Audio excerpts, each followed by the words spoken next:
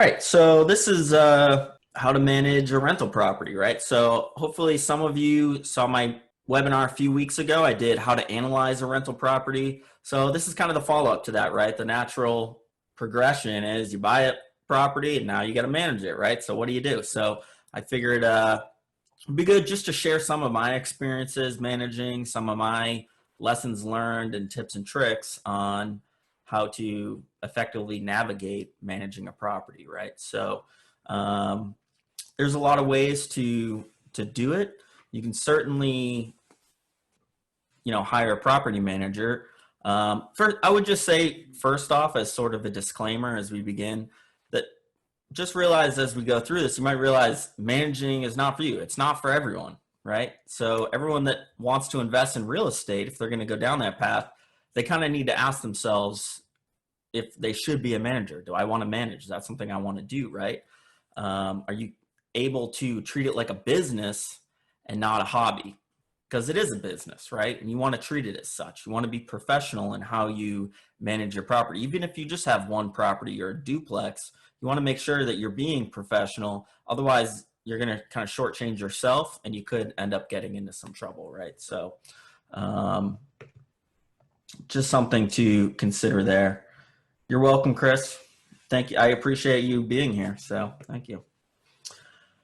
All right. So part of that mentality is that I think if you're going to go down that path of managing, you have to be willing to be a little bit cutthroat for when it calls for it, right? So if you're not willing to hold your tenants accountable, and that means evicting them if necessary, then it's not for you, right? So just that's sort of the mindset I think that it's appropriate to have as you go into it is, are you able to kind of put on your landlord hat and be a little bit cutthroat? That doesn't mean you don't manage with compassion and understanding.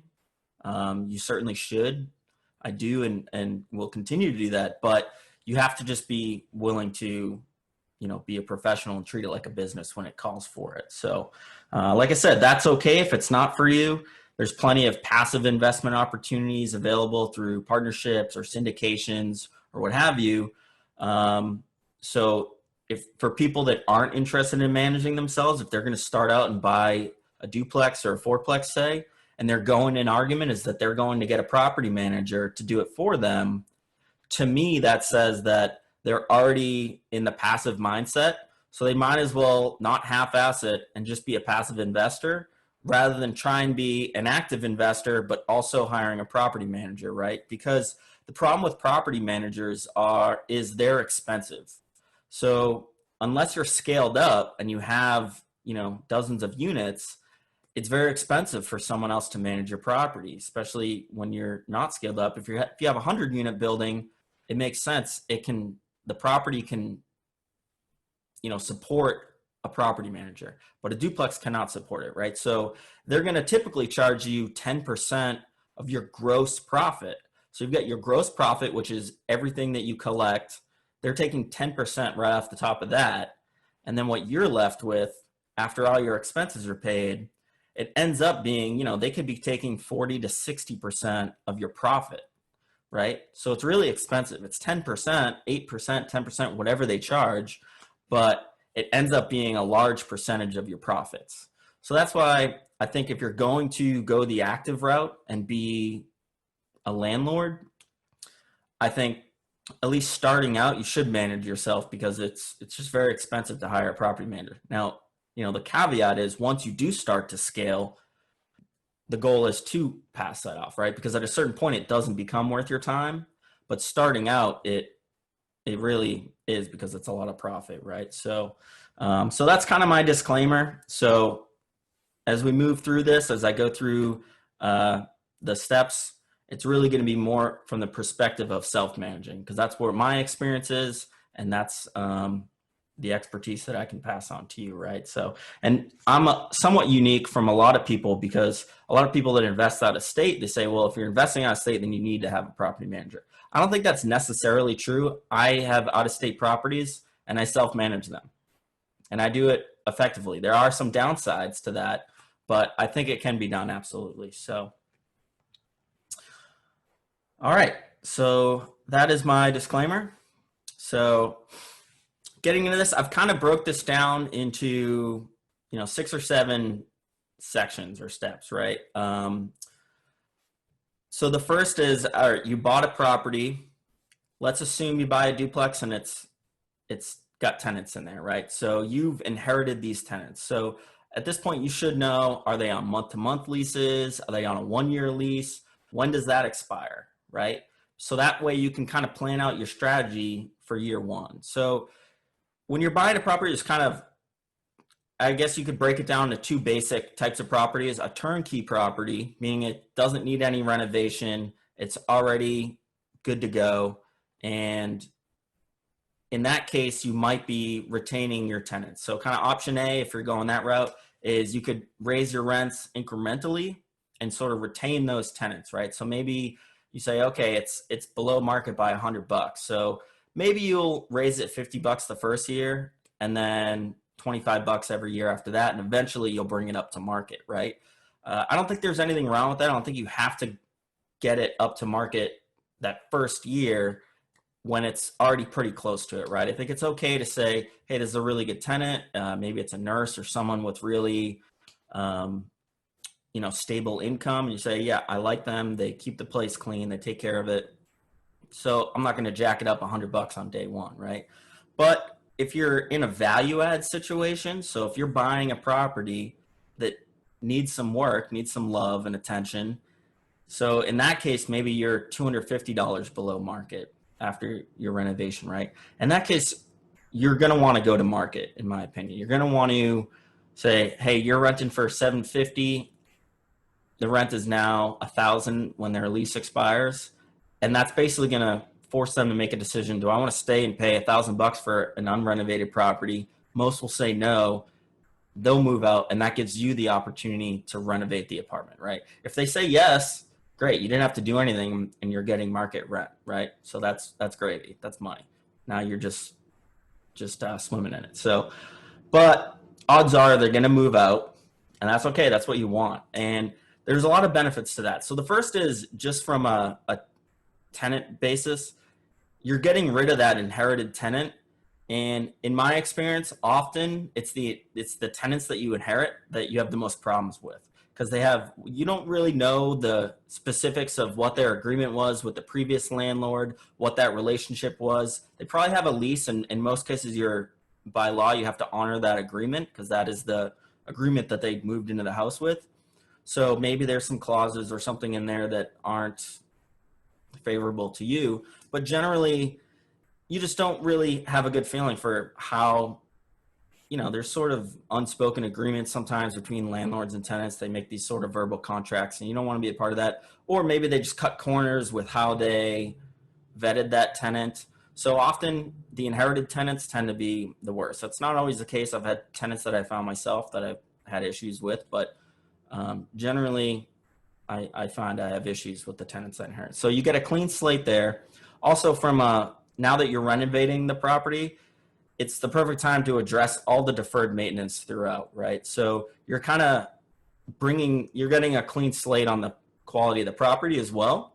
And, the bottom line is better properties attract better tenants, right? So you're going to get a better tenant in there because now you have this nice new renovated apartment, right? I mean, think about it. Your best tenants are going to be looking for the best properties, right? So there's a lot of benefits to that beyond just, hey, I'm getting $250 extra a month, right? There's some value that is not monetary in having just good tenants that take care of the property, right? In terms of your renovation, I'm not going to go too into detail of how to renovate, but just from a mindset perspective, you want to kind of tenant proof it, right? Or pet proof it as well. So one of the big things that I always push is the vinyl plank flooring. So this is like one of the best innovations in years in terms of materials. So it's waterproof, it's scratch resistant, it's almost indestructible if it's installed right, and it's a decent quality. The price point is really attractive. It's not much more expensive than carpet. Carpet is terrible. It holds smells and stains, and you got to replace it every few years, right? So luxury vinyl plank flooring is really good, better than laminate. Laminate is sensitive to water, so I would stay away from that. There's really no reason to use that over vinyl plank. So Low flow fixtures, especially because often in a property, the landlord is paying for the water, right? So if you can reduce that by putting in some low flow toilets, low flow faucets, that type of thing, you'll save a few bucks there if you're not going to pass that cost on to your tenants. Also, just sort of in line with the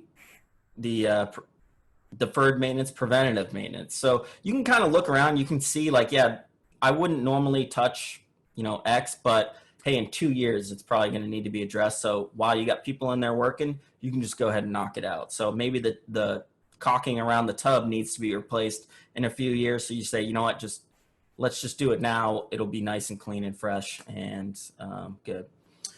Paint, always, in my opinion, you should just have a sort of a neutral paint that is your go-to. So I think it's called City Steam. It's like a Valspar from Lowe's or something like that. I've got the tag somewhere to reference, but I always put that in. It's just a very light gray, so it almost looks white in some light, but it's just a very subtle gray. So it's kind of a nice modern, in style look, if you will. And I just always use that. And I always use white high gloss for the trim, unless it has, like a stain or something.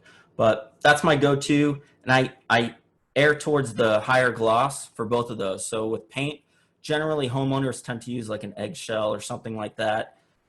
Because when you get glossy paint, now you have like a glare on your wall. It's usually not attractive to people. But for a rental, you want that because it's a little more durable. You can kind of wipe it off if it's got scuffs and stuff. So it just holds better. Same thing with the trim. That high gloss kind of creates, some protection there. And of course, curb appeal. Don't avoid the curb appeal as well. Don't ignore that, even though it's not something tenants particularly using the bushes or something. It does add a little value because it just makes it more attractive. Just don't overdo it on that, right? So. Okay, so you've renovated the apartment, you're ready to go to market. Now you got to market the property, right? So the bottom line with marketing is the better you market the property, the more leads you're going to create, which is going to lead to a better tenant. So this isn't a less is more situation. This is a more is more. So you want to market across all platforms. So Zillow, I like a lot. That's going to syndicate it out through Trulia and HotPads. So definitely Zillow. Craigslist, of course, that's kind of the OG, right? Apartments.com, you know the websites. Those are all, you want to get an ad on all of them, basically. Facebook actually gets really good traction. So if you can find the right places to market that on Facebook, that I get some decent leads on that. The big thing with your marketing is to have really high quality photos. So it's worth it to shell out some bucks for a pro photographer because they're going to just make it look as good as possible. And ultimately that's what people make their decision on if they're going to go view it, right? So you want them to come view the property so that you can sell it to them, right? So, 100, 150 bucks, whatever it costs, do it because it's worth it. You want to have a good description in there, but I find people don't tend to read that because they're asking a lot of questions that are in the description anyways. But, you want to have it fully filled out so it looks good and you've got all the boxes checked. So if they're doing a filter search for only apartments with AC or something, you want to make sure you're showing up for that, right? Pets, that type of thing. So, all right. So now you've marketed the property. You've got all these leads coming in. One thing I would recommend with that is just get a simple spreadsheet. And as those leads come in, just make sure you're putting them down on some sort of tracker. Just put their name and some basic notes about them and their contact info. So you can kind of keep track of, hey, this person called me on Monday. I haven't heard from them in 48 hours, maybe follow up or whatever. And it just helps you keep track of all the tenants because you might get 10, 20 leads. So you want to have a system for tracking all that as well. So as those leads come in, typically the first communication is going to be a text or an email.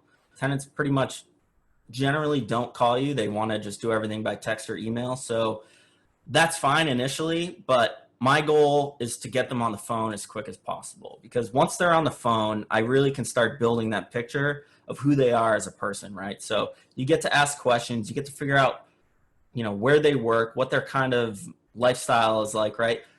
I mean, just use, this is where your instincts do kind of come into play, right? So you'll kind of build that picture of the person and decide, hey, is this someone that sounds responsible? How do they present themselves on the phone, right? If they're not presenting themselves well, then that's kind of a red flag to me, because it's like, man, if they can't even, put their best foot forward to find an apartment, then maybe this isn't someone that I want living there, right? So, um, something to think about. Um, all right. So, on that note, an application, that's another one that's sort of an easy barrier. Just find a basic, boilerplate application online and just have them fill it out. I don't even really utilize that, but for me, it's just like an easy test. If they don't have the time or the inclination to even just fill out a basic form, then they're probably not somebody that I want living there, right? So just these little kind of things to kind of weed out the low hanging fruit there. Obviously, you don't want to make sure they have no eviction history. You could do a background check. I don't do a specific background check, but I do verify their income. So I want to see 3 to 4 times the rent and income, right? So if it's $1,000 a month, I want to see at least 3,000, ideally $4,000 a month in income, so that I know that they can pay the rent, right? So you don't want someone overextending themselves. And I've turned down people for that. They, on paper, they were great tenants, but I just said, hey, look, this is maybe a little bit outside your price range. I would recommend, finding a cheaper place. I'd just be worried about your ability to pay this. And I think, having 50% of your income go towards rent is just too much, right?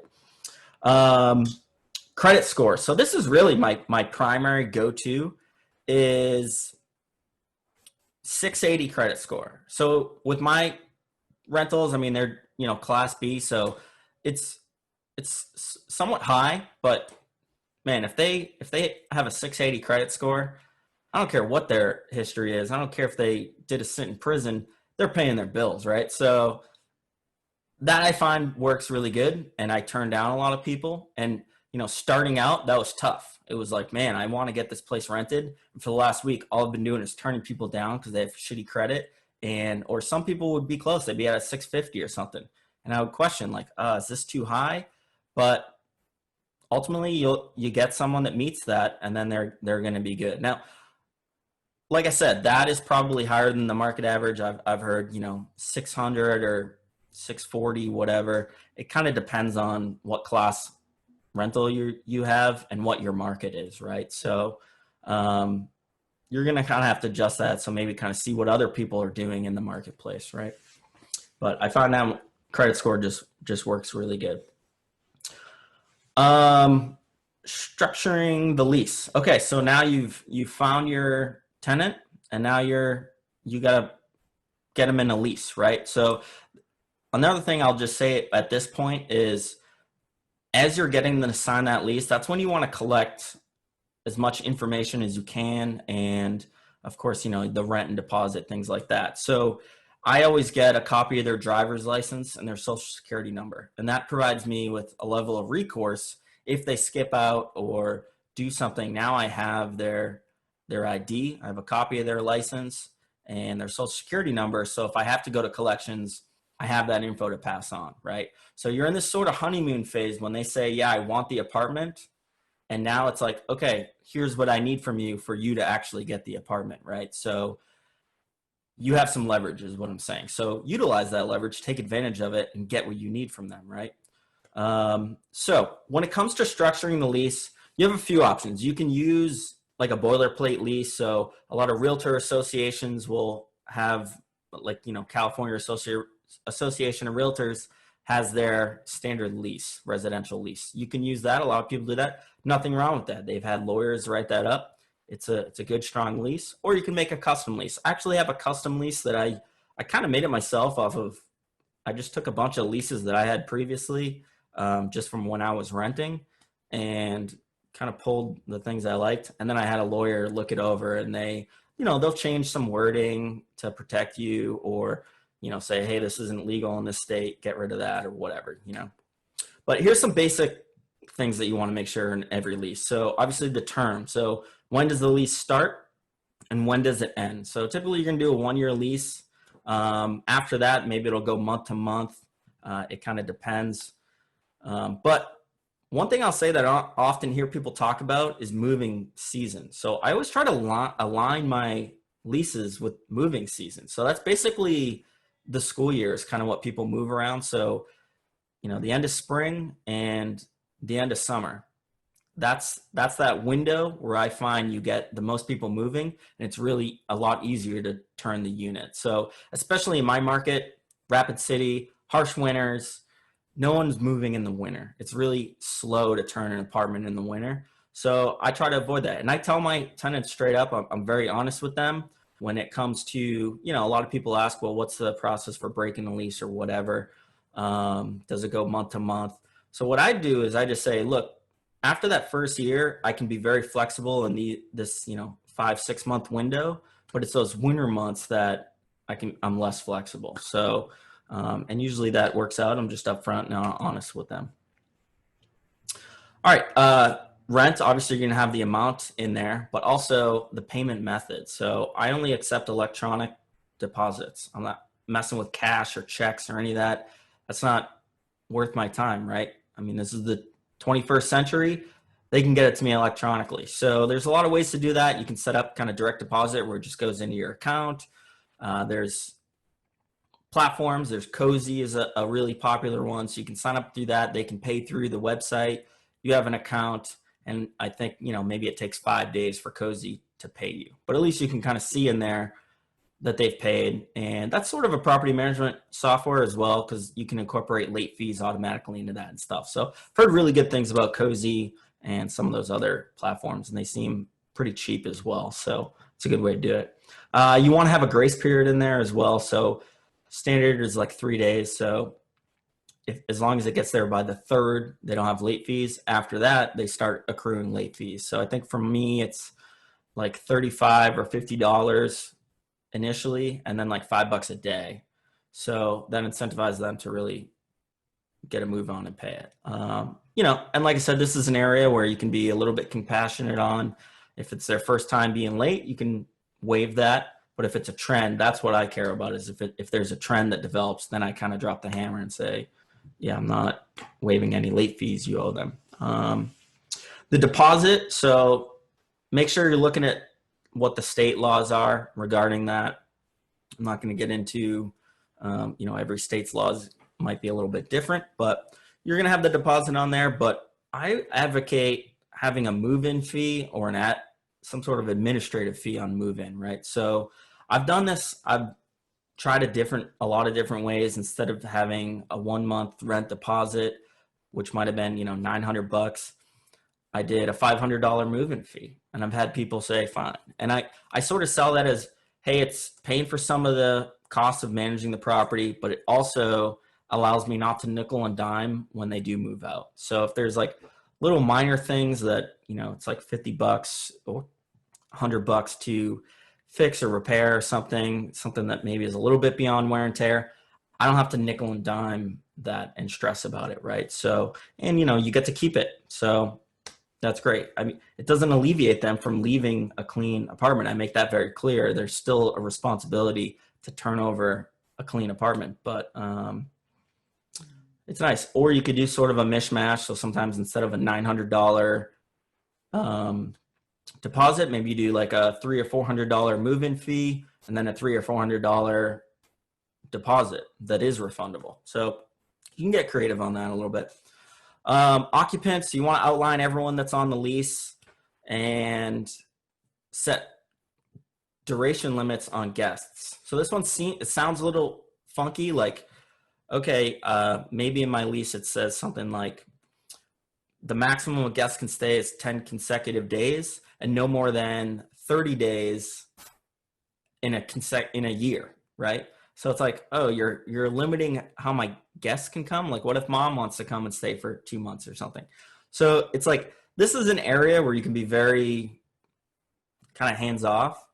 It's really there to protect you in case they just move someone in, and now you've got this tenant that you didn't vet that's living in your property, and maybe they cause issues or something, right? So it allows you to basically say, hey, this person is actually living here. They're not a guest.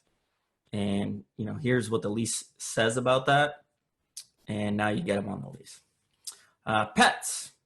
Pets are a great way to boost your income. So I charge monthly pet rent below 25 pounds, 25 bucks, above 25 pounds, an additional 25 bucks for 50 bucks. And that's just gravy, just money. So definitely do that. People pay for their pets. You can charge a deposit on top of that, but what's a $200 deposit going to get you? It seems silly. I'd just rather the monthly income. It's nice. Tenant responsibilities, lawn care, AC filters, just keeping the property free and clear of garbage and things like that. Quiet enjoyment, so they cannot disrupt the quiet enjoyment of other tenants in the building or the neighbors, etc. So that's sort of a catch-all for like noise or just general buffoonery, right?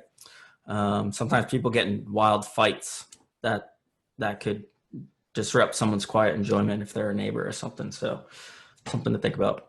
And then generally protect the property. So I always make sure that they are familiar with the water shutoff valves and things of that nature, because they're the first line of defense if something like that's going on. So I put it in the lease so that they have a responsibility to protect the property, so they can't just say, hey, a pipe burst and I didn't know what to do, so I just left and it was flooding the apartment. It's like, no, you have a responsibility to shut the water off to limit that damage, right? Property access, typically 24 hours notice to give you, you give 24 hours notice to inspect the property unless it's an emergency. And then there's miscellaneous stuff in there, no subletting, no smoking, no business activity or illegal activity, right? And then of course the vacate expectation. So typically 30 days notice is your standard. And then I have a move out checklist as well. So that was sent out to you guys. You should have got the email with the checklist and the expense tracker, which we'll get to at the end there. I'm not going to go through the move out checklist. It's pretty self-explanatory. It's just like a nice little guide, especially if you have I find younger tenants, maybe if it's their first time renting or second time renting, maybe they're not as familiar with sort of the expectations. So you have to be a little bit more clear with them. And that just helps you kind of have it in writing, right? All right. Section 5, maintenance, repairs, and building your team. So I kind of threw this, you could put building your team and maintenance and repairs maybe in two separate, but they kind of go hand in hand. So the bottom line with your team, and when I say team, I'm not talking about like employees or people that work for you. I'm talking about people that work with you. So your agent, your lender, your property inspector, all your subcontractors, your plumber, HVAC, electrician, handyman, flooring guy maybe. So this is your team, right? And it takes time to build your team, right? So don't think you're going to have this, A-class team right out of the gate, but it comes over years, right? Referrals are one of the best sources for building your team, I find, because, other people in the business, if you can foster relationships with other investors, they can kind of point you to, hey, this guy's really good, or stay away from this guy or whatever. And of course, looking at reviews, Angie's List, what have you, that works too. So, but I think the sort of triad is a plumber, an HVAC guy, an electrician. So, I mean, your property inspector, you're really only using them on the buy side, but my inspector actually was a really good referral source because they handed me, with my inspection, a list of their preferred contractors for all these different things. So they were really helpful. And I often would call them up and say, hey, got this going on. Who do you recommend I call?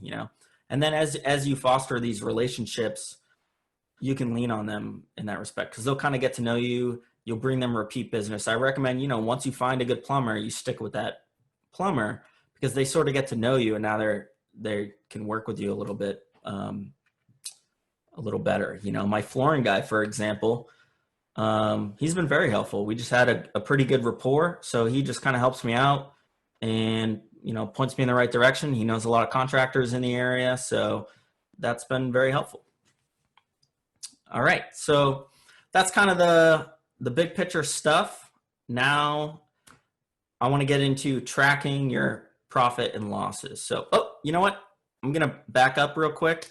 One thing I didn't mention under, maybe maintenance and repairs or just in general, a good practice throughout is when you communicate with your tenants, try and do it in writing over email. So I always tell them, here's my email. Make sure your contact information and their contact information is in the lease. And just say, hey, primary means of communication is through email. And that way you have a written record of it. It's time stamped. You can bring that to court if there's ever an issue or a disagreement. You can say, no, hey, they informed me on Monday and I had this issue taken care of by Thursday or whatever the case may be, you know. And, you know, I get explained to them when they move in, hey, I don't have a full-time maintenance guy. So just realize when things break, I'm working on it. But sometimes it takes a few days to get someone out there or whatever. That's acceptable. There's certain things that are more a higher list of priorities. If their hot water goes out, that kind of needs to be taken care of immediately. But, you know, maybe an air conditioner isn't a need as much as a luxury, something like that. So, but yeah, in writing as much as possible. Often, you know, you want to get on the phone to get an idea of what's going on, but sometimes I'll just say, okay, can you follow up, shoot me an email and just write me out the bullet points or list the issue, explain the issue so that I can send that to the subcontractor as well. And they have an idea of what's going on. So that's a good way to do it as well. So, cause you know, the phone, obviously you're going to get a level of understanding of what's going on that maybe you can't ask some of those questions via email. It's too much back and forth sometimes. So it does cut down for sure. All right, let me bring up the expense tracker and I will walk you through that and how I use it. So this is something that, like a lot of spreadsheets I use, I found the kind of baseline, you know, the summary and all the months that it breaks out. And then I added a lot of different little tools throughout. So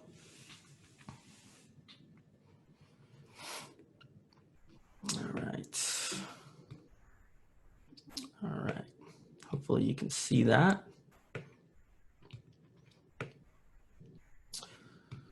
All right, so this is my expense tracker. So this tracks your profit and loss. And I found this very helpful. So what's really nice about this is, one, you know actually how much money you're making or losing.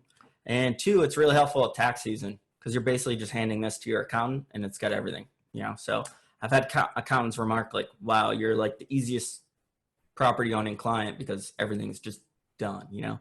But I found it really helpful because you want to know how your property's performing throughout the year, right? So I sanitized this a little bit, but I actually left in, this is one of my properties from 2019. So I just left in most of the numbers there and just kind of pulled out some of the personal information. So you could see this is an actual property that I own. It's a duplex and I bought it for, I think 200,000. I put 40,000 down and it's returning about a little over 12,000. So, you know, I think my cash on cash is like 31%. So it's really good. But so here's how you use this. So, you know, you want to fill out all the basic info for your property just to keep track. And then that will help your accountant know which property is being referenced in this as well, right? And what I recommend for just managing your money is every property has its own account, its own bank account.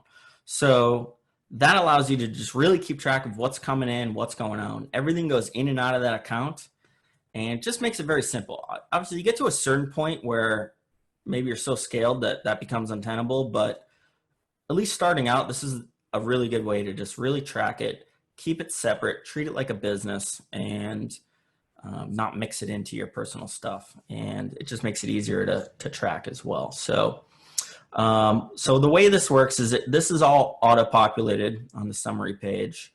So it'll break down the year, shows you the month by month, but then it has your totals here as well. So each month you're going to come in, you're going to put in your rent. I have the account that's in accrues a little bit of interest, so I just throw that in there as well. And then your expenses. So, you know, you throw your utilities in there, your mortgage interest, if you had a repair or whatever. So this is built that it's all categorized. So you just select, you know, okay, this month the insurance bill went in, so I paid that or whatever. You know, maybe you had some cleaning or maintenance, some repairs, whatever. So it's very simple and easy to use, I find. Now what I did was I added down here, I added these principal payment and your escrow payment, because I find it's really helpful to track that as well, because the way I've built this spreadsheet is I added all this stuff myself. So you put in your insurance for that property so that if you ever need to reference that or look that up, it's just kind of a one-stop shop spreadsheet. That's nice. But what I did was I added this section for your account balance. So you can put in okay, at the start of my year, my account balance was, you know, X, and this will calculate based on your inputs what your account balance should be reading. So now at the end of the year, when you're reconciling that account, you can say, hey, it's not adding up. I'm missing, you know, 150, 200 bucks or whatever. But the point about the escrow and principal is that often your escrow is not going to match up exactly to your taxes and insurance. So I just find it's helpful to just calculate kind of what the escrow overage is or under payment is, and then you can kind of just add or subtract that to the account balance. But this I just find is a helpful tool so that as you're going through your statements, you can say, okay, I'm missing $97.58. You can go through and maybe it's just one transaction or a couple transactions that you missed. Maybe it's a couple expenses or some income, or, you know, maybe you just fat fingered something. I've done that too, where you just mess up a decimal point and it's off by 100 bucks or whatever. So that's very helpful. And then it's also going to calculate your cash flow, because now it's incorporating your mortgage payments from your net income, and that's going to spit out what your cash flow is. So obviously that you always want to know what your cash flow is. For this property, I just manually put in, so I had a down payment of $40,000 on this property. So based on that cash flow of a little over 12,000, getting about 31% cash on cash. So that's really nice to know. And then this section, you kind of manually fill out, so your starting liability. So if you get a new property, obviously that's just your whatever loan you get, and then it'll subtract your principal payments to get you, you know, what your remaining liability is at the end of the year, and then how much equity you've accrued due to that, right? So, so that's just kind of a helpful little tool as well, just to kind of I just like to see that just visually, rather than go and try and calculate that every year or whatever. It's just kind of nice to see that at the end of the year. Yeah, so you just go through whether you do this every month, every quarter, you know, you could do it at the end of the year. It's just a little bit more painful, but I find, you know, I don't necessarily do this every single month, because I know kind of how things are performing. I see the month come in, I see the rent come into the account, I see what expenses are going out. I know, I don't need to know it to the penny every month. You know, every quarter I'll kind of come in and update this as required. And then I've added this little tab as well, which is just so that you can put some notes on the unit. So you can fill in who the tenant is, some basic info about them, the lease start and expiration dates. You can keep track of that. Do they have pets or whatever? You know, are they responsible for the lawn, or is that me? What repairs are coming up? So this one, okay, I got to stain the deck at some point. I got to maybe replace the shower insert at some point. So just little things like that. Maybe it's helpful to track. And then I put in the current rent and then the market rent. So, and that shows up on the summary page as well. And that's just, again, a nice little visual I like to just kind of see. So that way, if your current rent is below your market rent, then it's sort of just this constant reminder, like, hey, I gotta get the rent up to get this thing performing, right? So that's helpful. So what I do is, you know, at the end of the year, then I go through, I reconcile this, I make sure I'm not missing anything before I'm sending this off to my accountant, and then I'll just kind of green this stuff up as I verify it, and then that way you can come in and say, okay, yep, I've done all this stuff. It looks good. Clean it up and then send it to the to your accountant at the end of the year. So very very helpful. All right, that is the long and short of it. Let's see if you guys have any specific questions about that. The spreadsheet, it should have gone out in an email about an hour ago, but if you don't have it, go to mach1equity.com/webinar, and you'll see the graphic for this webinar, and right below it, you'll see links for the spreadsheet and the vacating checklist as well. So if you're missing that, you can get it there, or shoot me a message. I can get it sent out to you as well. So, all right. So that's kind of long and short. I'm gonna hop into the Q&A and start answering questions if you guys have them. And then if we need to go back to the spreadsheet, we can do that as well. I think it's pretty intuitive, but I've been using it for 6 years. So, all right.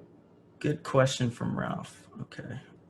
Which company do you use to screen and do some background checks for tenants? Do I use TransUnion or what?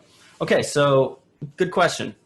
So there's a lot of ways to do that. So a lot of those property management softwares, the online tools that I mentioned, Cozy and whatnot, I think a lot of those you can just do it directly from that. So that's obviously very helpful. I just make them get their credit score themselves. So I don't have to pay for it. I don't have to charge them an application fee. I don't do application fees mainly because in my market, it's not really typical. So other markets, it's very typical. If you're in Manhattan, you're paying like $150, $200 application fee, right? So it all depends on what people are used to doing. If you're the only guy in town charging $35 so that you can do a background check and look up their credit score, well, you might have some issues, right? So I get it from them, but just look online. There's plenty of tools you can use that you can run a background check on someone. You know, you get their social security number and whatnot. And usually it's like $20, $30 to do that. How much does a property manager charge in commission for securing a tenant? Okay, so securing a new tenant, typically a property manager is going to charge 50 to 100% of that month's rent. So again, it's expensive. So it's going to cost you, right? So they're charging 10% of the gross, which again is going to be 40, 50, 60% of your net profit, maybe even more depending on how it performs. And then they're charging you that monthly fee as well. So it's expensive. Renew the lease, that depends. Sometimes they do charge a fee for that. Maybe that's a flat rate fee. I've never had a property a property manager. I've always self-managed because I just avoid those fees. Like I said, until you're scaled up, I think the property managers just eat your profits. And it's like, why are you, to me, it just doesn't make sense. Like I said, if you're going to be passive and hire a property manager, unless you're scaled up, just don't half-ass it. Just be passive, and you'll do better, I think, because you're giving away so much of your profit to this property manager, and they don't have an interest in your property succeeding. They're not going to care about it as much as you, right? So they could easily neglect it. They're not going to spend the time vetting tenants that you might. Some of them have really good processes. Don't get me wrong. There's some good property managers out there, but at the end of the day, their incentive isn't quite aligned with yours, because for you might want to push the rent $25, $50. They might be hesitant to really push it because that creates more work for them, and it doesn't really get them that much money. An extra $50 a month for them is like $5, so it's negligible, right? So think about that. Can they charge a commission for the second year in a 2-year lease? I guess so. I guess they can charge whatever they want if you're willing to agree to it. So it's all what you negotiate. I think there's, they probably have their standard that they just stick by. Every property manager is going to be a little bit different. But it's also market dependent. Some markets, maybe the standard is 8% of the gross, maybe the standard is 10%. It's going to depend. What about rent control issues? So yeah, try and avoid investing in markets that have rent control. Look for those more landlord friendly markets. So, but if you're in California, say, and you're buying property in California, you're going to want to research those laws and make sure that you're in compliance for sure. And just realize there are bad actors out there. There's professional tenants that, look to take advantage of landlords. They know the law inside and out, and they will, try and take advantage of you. So you do want to know, this goes for any market. You want to have an idea of the law. I don't think you need to be a lawyer, but you should know the bullet points. And sometimes there's some weird nuances, I've heard of markets where it's like you have to have screens on the windows. Okay, maybe you can get away without doing that, but maybe that leaves you open to someone taking advantage of you. So it does help. You should have an idea of what the laws are. And this is where, when you're coming up with that lease, if you talk to an attorney, they can kind of walk you through some of the finer points. At what point do you need a third-party management team? More than 20 units? I think it's probably going to depend. It's going to be different for everybody.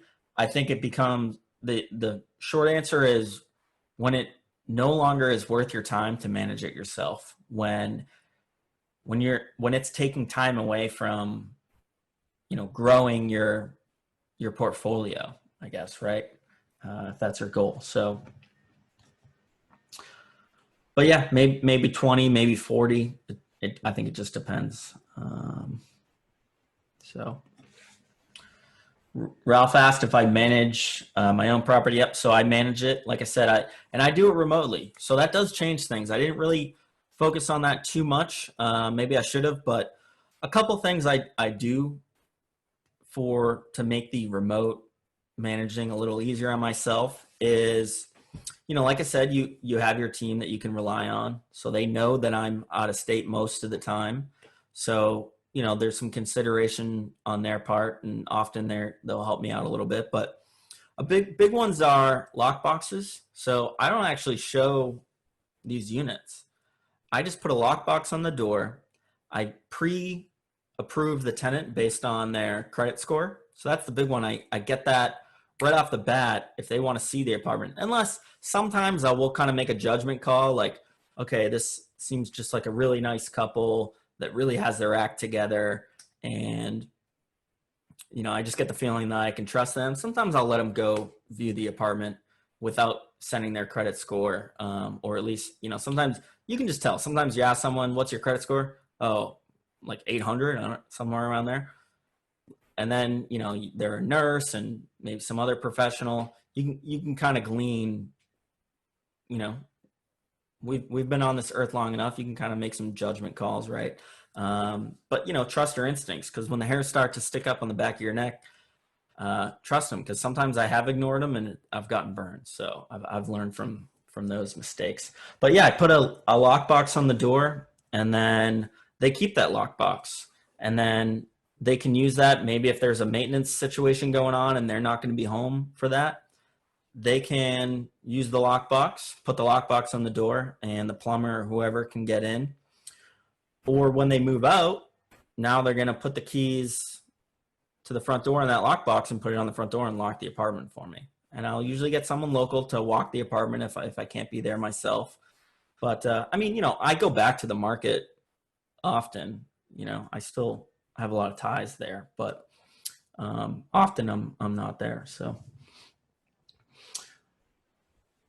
all right. When you do property management and decided that it's not for you, you will know what to look for from a property manager. Okay, yeah, that's a good point. So Andres is saying, if you go this route and you tackle the property management and you realize, hey, this isn't for me, I'm not built for this, it's too stressful, I don't want to deal with this, but you'll have some experience to vet a property manager and know what to look for, because you'll kind of see if they're cutting corners or whatever, right? Chris says 10% of gross is huge when your net is only a couple $100 per month. Yeah, that's my point. It's a lot. It's a lot. Ralph asked if we can get the replay to analyzing a rental property. So that's on my YouTube channel. So if you go to mach1equity.com/webinar, and you'll see the graphic for analyzing a rental property. So you can click on that, and that should take you to the YouTube channel. You can watch that as well. Can we increase rent right now? So Betty, she's getting aggressive. She wants to increase the rent. It depends, I think. It depends on how far below market you are. It depends, what class property you're in. If you're in class C, that tenant base is struggling right now. So maybe it's a little risky. If maybe you want to cut some of your risk, just keep them where they're at and just keep them in there and lower your risk. So that's what I did this year. I didn't do rent increases this year. Like I said, most of my leases are set up to align with the spring and summer months. So COVID was a little, things were a little bit more questionable now then. Well, I would say they're still really questionable, especially right now because you cannot evict technically with that CDC eviction moratorium if the tenant opts into that. So there is certainly some risk to raising rents right now. It kind of depends on how much you're raising it by and the likelihood of them moving out or being unable to pay that rent. So that's where, kind of knowing your tenant, understanding what their situation is, communicating with them, you can kind of develop that and have a sense of, okay, can I raise the rent right now? If you had a 3 or 4-plex, would you use a separate expense tracker for each unit or roll? Nope. One tracker for one property. So this is I'm tracking one property with this spreadsheet that I showed you. And each property has its own spreadsheet. So, and like I said, I have a separate bank account for each property. So again, that makes it really easy because by using that account balance cell, I can just at a glance say, okay, at the end of the year, this is off by $300. I'm missing something. So either, maybe for whatever reason you paid for something with a different account by accident, or you missed an expense or some income in your tracker, you can find out. Franklin asked if I'm considering rent control. I'm not sure what you mean by that. Was that the same as previous discussion we had? Let me see if that was you. Yeah, I'm not sure what you mean by that, but like I said, you want to know your local market's laws and just make sure you're not, violating any of that. But rent control is something I would just avoid those markets ideally. Trina asked, we live in California and I noticed that a couple of landlords prefer a month-to-month lease. Is it easier to evict a non-paying tenant this way?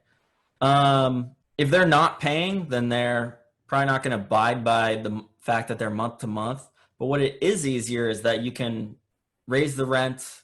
You don't have to wait a year to raise the rent. And if you want to get them out of the unit, well, you can cancel that at any time, right? California might be a little different with some of the laws that passed recently. If there's like a just cause thing in there where you can't just say, hey, your lease is up and I'm not renewing it.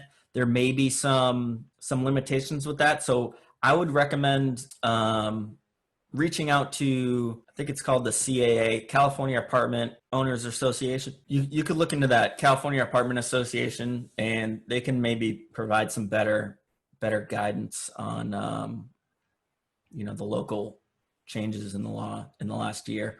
And hopefully you don't get into a situation where you got to evict. So that's where vetting the tenant really comes into play, is hopefully you've done some homework on the person and avoided a bad situation. But hey, sometimes people get into things change and then people change. So you never know. But yeah, month to month, like I said, that's the upside, is that you could theoretically end the lease at any time. The downside is they can end the lease at any time. So just keep that in mind. Andres, I have a similar spreadsheet. What advantage do you see using an accountant versus doing it yourself and filing using TurboTax or something easy and similar?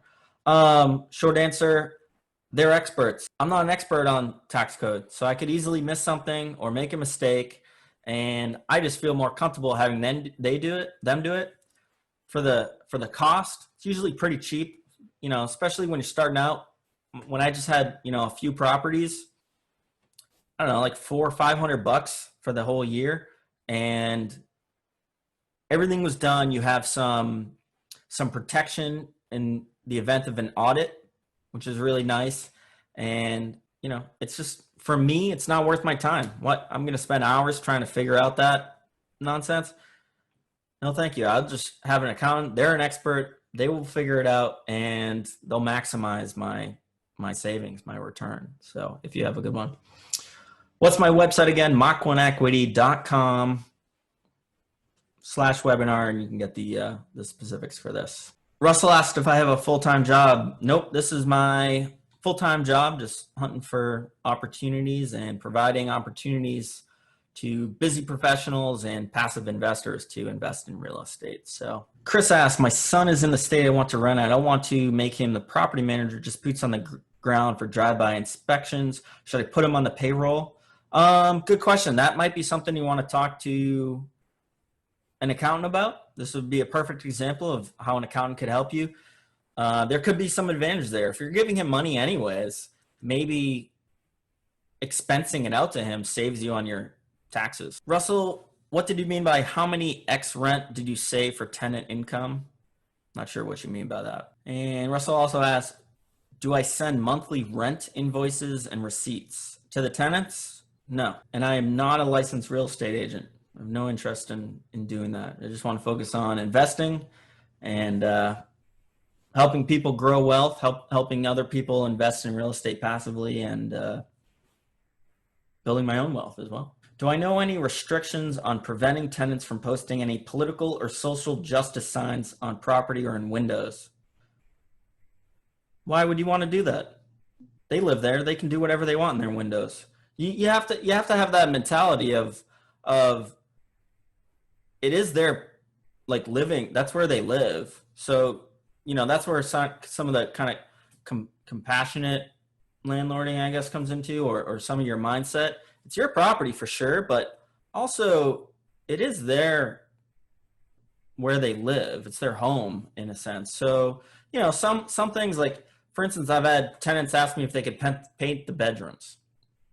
Yeah, I don't care paint whatever you want, but when you give it back to me, just realize that I don't want, pink walls with rainbow murals and unicorns. That's unless someone has a young daughter, it's probably not going to fly, right? So I don't want them creating work for me, but they're expected to turn the property back at the condition that they received it, right? But other than that, how about F the police? Yeah, I think you're causing yourself problems that don't need to be there. Just ignore it. It's not any, unless maybe you live there. If you live next to them, maybe that bothers you. Maybe if you're a police officer. I mean, I don't want to get political right now, but the lawn, maybe you could make an argument if there's multiple units there, but if it's a single family home, I don't think you have any say over that, especially if they're taking care of the lawn. I don't know. Did you get specific complaints from neighbors? If it's using gratuitous language, maybe that's a problem. Especially if there's kids in the neighborhood, they do have to be respectful of that for sure. So I think maybe you could. I don't know what the specific legal ramifications would this be, to be honest. But I would just say I would approach that just kind of man to man. I wouldn't try to be aggressive or confrontational. I'll just say, hey, look, I see you have this F the police sign. I've had some complaints for neighbor just because of the language and their kids. Can you, just make it say something else so it's not offending people? I would just leave personal politics out of it. This is where that mentality comes in. Remember I said it's a business? Don't take it personal. Who cares? As long as I get my rent, That's why I'm in this business. I'm not in the business to try and, squash someone's freedom of speech. They can say whatever they want. They can't affect the quiet enjoyment of those around them. So if they're, blasting music or whatever, or shouting about this stuff, okay, yeah, then they're upsetting the neighbors or whatever. That could be a problem. But if they have a sign in their window, they can put whatever they want in there as long as I get paid. That's my mentality. I think you're putting stress on yourself for no reason. Just ignore it. How do you go about building a team when you invest out of state or remotely? So that's why I said it takes a lot of time. And I had the benefit, so I lived there when I first bought. So I was building a team in person. But to be honest, a lot of the people I use now, I've acquired since moving. And a lot of it is, like I said, referrals. So you have your go-to plumber maybe. I feel like the plumber is probably the one I use the most. That just seems to be, hot water issues or, changing fixtures. And here's the downside of me being remote. There's a lot of things that pop up that maybe I would take care of myself and I have to hire it out. So if you're in a market where you can get a good handyman, that's a good route to go, a good person to have on your team. But I just have not had luck finding a handyman. I think it's the market I'm in. It's too small or something. It just hasn't worked out. So generally it's, I'm using kind of professional subcontractors for stuff that maybe sometimes it's beneath them. But so you pay a little extra. If you got to have a wax ring replaced on a toilet, that's something I could easily do. My plumber's going to charge me $100 just to show up. I think it might cost $200, even though it's like 20 minutes for him to do $20 worth of parts. You pay a premium, so that's a downside, but it's done. You got peace of mind. You got a professional in there. What's your time worth? So, all right, I think that's gonna do it because we're over the hour. Zoom is probably gonna get mad at me. What city or state your rental properties? Rapid City, South Dakota. I've got properties in New Hampshire and commercial in California and Colorado. Not quite every quarter. I don't visit them quite every quarter, but a couple times a year for sure. So, all right, I think that'll do it. Appreciate you guys coming, and I think we'll end it there. So take care. You're welcome, Russell. I appreciate you coming. You're welcome, Ralph. You're welcome, Ari. Oh, thanks, Ravi, Andres, Betty. How much time do I put into it? It varies. Sometimes it's like no time in a month. Sometimes you're putting in 5-10 hours because things are going wrong. So, but it's not a significant amount. You're welcome, Sally. You're welcome, Trina. You're welcome, Sabrina. All right. Take care. Peace.